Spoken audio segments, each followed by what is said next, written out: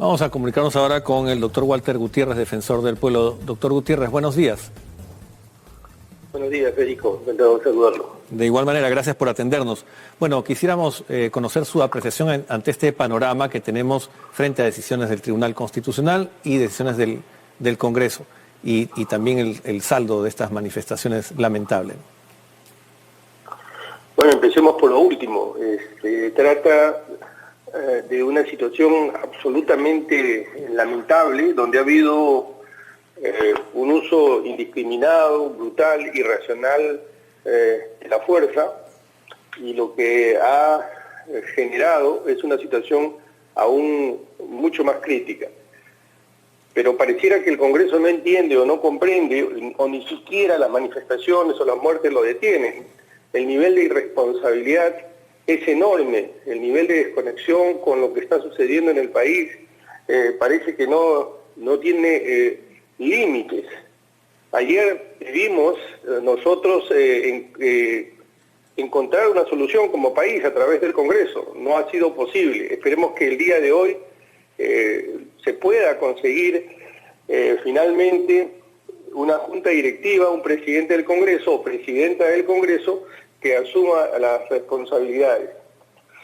En este punto, permítame señalar que el artículo 115 de la Constitución claramente señala en la parte final cuál es la función del presidente del Congreso que asume la función de la presidencia de la República. Y este es un parámetro de interpretación.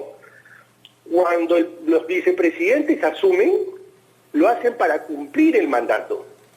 Es decir, porque ellos han sido elegidos junto con el presidente de la República por el voto popular. Esa no es la condición del presidente del Congreso. Él es un congresista y ha sido elegido para legislar. Y dice literalmente la Constitución que debe convocar inmediatamente a elecciones, que ya están convocadas. Obviamente, el texto constitucional tiene que interpretarse al hilo de lo que está sucediendo. Por lo tanto, solo dos tareas más tiene: combatir la pandemia, hacerse cargo de la gestión de la crisis sanitaria y tratar de reconstruir económicamente al país. Punto.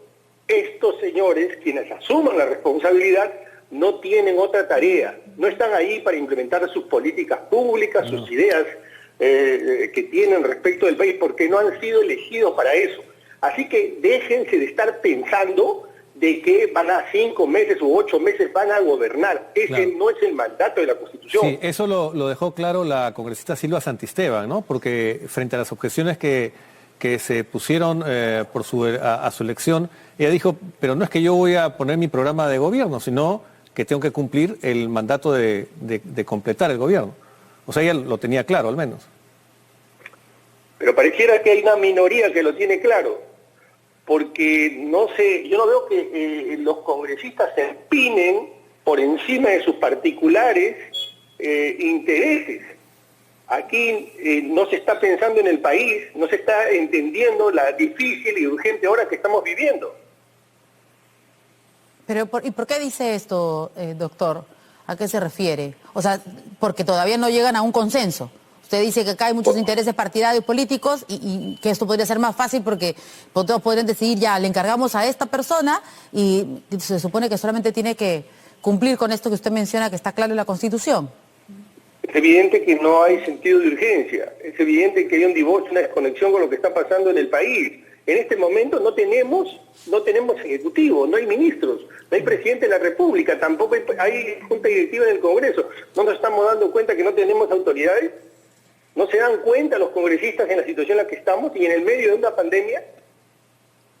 Claro, sin duda todos somos testigos de esto que está ocurriendo en el Congreso y que suponíamos se arreglaba el día de ayer, pero no ha sido así, lamentablemente. Incluso cuando había un acuerdo de la Junta de Portavoces, ¿no? que finalmente no se concretó a la hora de la votación. ¿Usted ve perspectivas de que esto pueda resolverse el día de hoy en el Congreso? ¿O tiene señales de que no?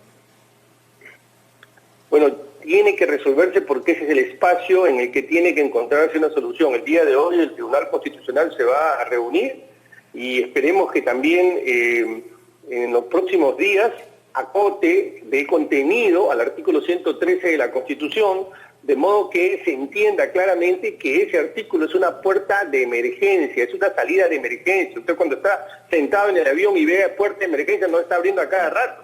Estos 4 años esa puerta ha sido transitada una y otra vez. Sí. Entonces el Tribunal Constitucional debe dar contenido a esta cláusula constitucional con el propósito de que de aquí al futuro esto no continúe. Claro, reducir el margen como está planteado y como lo planteó plantearon los constituyentes, ¿no? Porque hemos visto parte de los debates y ellos sí hablaban de este esquema abierto, pero sin duda, como dice usted, tiene un problema fundamental, ¿no? Porque se presta a estos usos inapropiados. Sobre todo cuando hay congresos tan fragmentados, sobre todo cuando llega a la presidencia de la República un ejecutivo, un presidente sin el suficiente número de congresistas o sencillamente no tiene bancada. Claro, lo que pasó desde el 2016, ¿no? Eran muy pocos. Nadie preveía. Y en vez de ponerse de acuerdo la oposición y el gobierno, no tuvimos eso. Los constituyentes no previeron esta situación, la verdad. Y yo quería preguntarle, doctor Gutiérrez, ¿cuál es su opinión sobre lo que ya, por ejemplo, algunos constitucionalistas, como el expresidente del Tribunal Constitucional, Óscar Urviola, ha dicho que el Tribunal Constitucional no puede permanecer simplemente de espectador ante esta situación, que es un momento histórico, y él cree que el tribunal debería hoy o en los próximos días manifestarse no solamente sobre lo que significa este artículo de la Constitución de incapacidad moral, sino que esté en la capacidad de hacer que todo regrese a antes de la votación de la vacancia, es decir, que regrese Martín Vizcarra a la presidencia. ¿Usted qué opina? Bueno, 2 temas. En primer lugar, tiene razón. El Tribunal Constitucional es un órgano jurídico, pero al propio tiempo también es político. De manera que esta es una condición a la que no puede renunciar. No es solamente un espacio donde se debaten temas de carácter legal, también temas de carácter político, que creo que eso es evidente a estas alturas para todos. Y en relación a lo segundo, bueno, eso es un tema altamente debatible, si es que es posible que pudiera tener la posibilidad de anular todo. Desde mi punto de vista, la asistencia del Tribunal Constitucional tiene una vigencia hacia adelante, no tienen carácter retrospectivo. Pero finalmente el Tribunal Constitucional es el último y definitivo intérprete de la Constitución y está en un Estado de Derecho, se trata justamente de eso, respetar las funciones y competencias del Tribunal Constitucional. Esperemos a ver qué es lo que dice. Claro, porque paralelamente se estarían produciendo 2 acciones jurisdiccionales distintas, el Tribunal Constitucional y el Congreso de la República, que sigue en su proceso de elección. ¿Eso no podría entrar en contradicción o sí? Abiertamente en contradicción, y precisamente por eso es que en lo particular pienso que las sentencias del Tribunal Constitucional tienen, como dije, una aplicación, una vocación de ser implementadas hacia adelante. Claro que sí. Muy bien, queda clara su opinión y le agradecemos haber conversado con nosotros en un momento en que toda la ciudadanía necesita muchas luces. Muchas gracias. Gracias. Vamos al Congreso con Jimmy Chinchay.